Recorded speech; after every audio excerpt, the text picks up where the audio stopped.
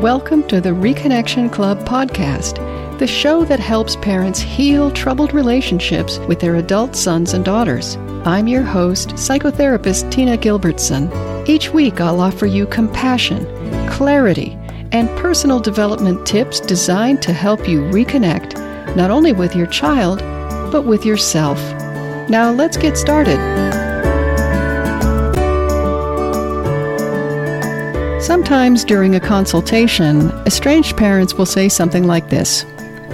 My son's behavior that night was totally out of character. I'd never seen him act that way. Or, it's out of character for my daughter not to return phone calls. Have you ever felt that way about your adult child or children? When it comes to surprising behavior from your child, what seems out of character may actually be an adult child expressing an essential part of who she is. When I was still living in my parents' home, they would have been shocked if I'd come home one day, dumped myself into a chair in the living room, and started crying my eyes out. That just was not me. It would have been out of character. However, it's also true that in my family, nobody was particularly comfortable with tears. Even if I'd wanted to, I probably wouldn't have cried in front of my family willingly if I could help it after the age of about 5. As I grew older and spent more time outside the home, I learned that some people are perfectly comfortable crying in front of others. That was a revelation to me. I cried in front of my parents during a visit when I was in my 30s.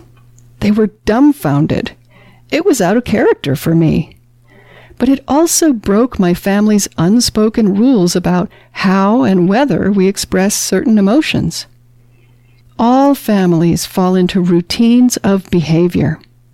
These tend to solidify into rules of conduct for each member.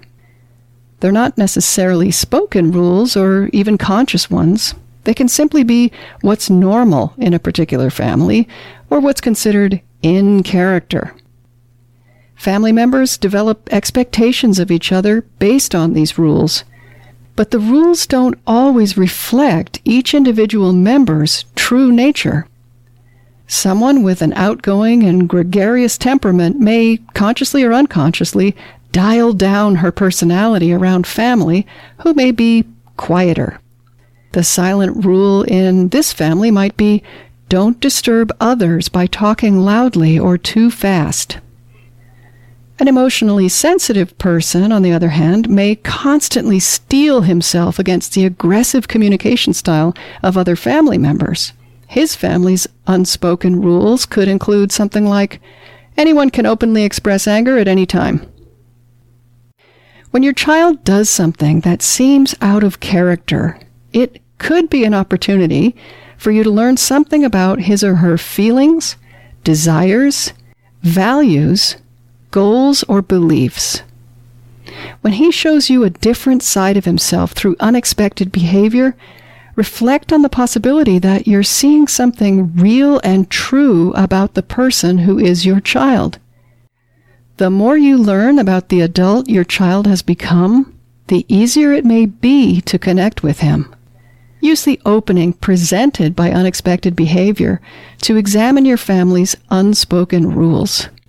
These rules are neither right nor wrong, but they're usually invisible, and it's interesting to shine a light on them. Here are some examples of possible family rules. Disappointment and/or another emotion should not be expressed. Only certain professions make acceptable careers. No raised voices in the home. Family members' plans must be shared. Personal privacy must be respected. Everyone practices the same religion. Certain political views are unwelcome.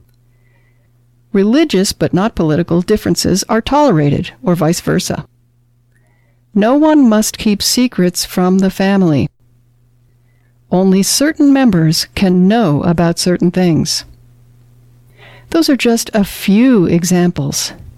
Out-of-character behavior may break these unspoken family rules. See if you can uncover some of your family's implicit rules and expectations through behavior from your child that seems out of character.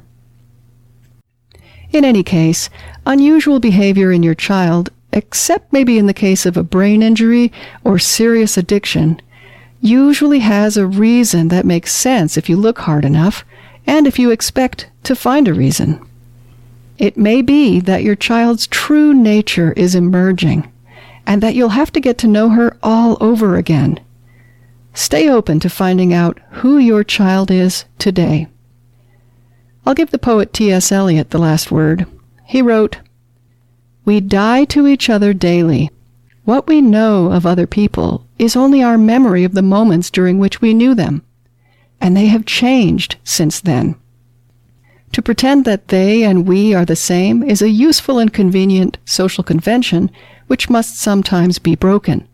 We must also remember that at every meeting we are meeting a stranger." Don't be afraid to let your child feel strange to you. Instead of fearing the change in him, resolve to get to know this new person. He'll sense your interest in the person he actually is, rather than your fixed response to the child he was.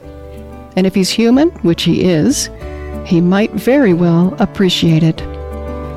Until next time, remember that you are a loving, lovable, and still growing human being. So please take good care of yourself. Bye for now.